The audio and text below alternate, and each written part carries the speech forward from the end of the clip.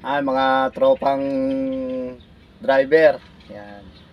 Nag-apply tayo sa isang kumpanya ngayon, sikat na kumpanya. Kita nyo naman, pag natanggap kayo, susubukan kayo niyan, huwag kayo agad-agad susuko. Bibigyan kayo ng unit na may air piliko, may air cambio, yan, tumutulo. Yan, pag agad kayo susuko diyan, mga yung ma-breakdown kayo sa daan, yan, masiraan. Agad kayo susuko kasi pagsubok lang yan. Subukan lang kayo yan kung gaano kahaba yung pasensya nyo, yan. Paayos nyo lang na ipaayos kasi alam naman nila talaga na yung binigay nilang unit, sirain na talaga. Paayos nyo lang na ipaayos hanggang sa mapatino nyo. Pag napatino nyo, yan, may biyahe nyo ng mga ilang buwan yan, ilang araw yan.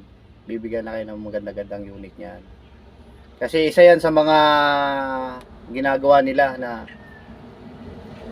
paraan na matesting nila yung driver kung gaano nakatagal nagmamaneho. Yan. Tsaka ang pinakaingatan nyo sa lahat yung di baling mabagal basta sigurado. Diba? Hindi yung tira bahala.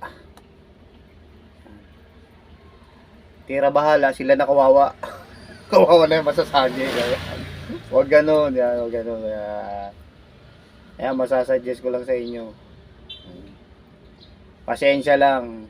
Yan, kasi kayo na mag-adjust kung hanggang saan kayo. Kung hindi na rin nyo, ganun talaga. Basta ginawa nyo yung tama sa palagay nyo. Yan, isang suggest ko yan sa inyo, mga katropa na bago nagsisimula naman sa pagmamaneho.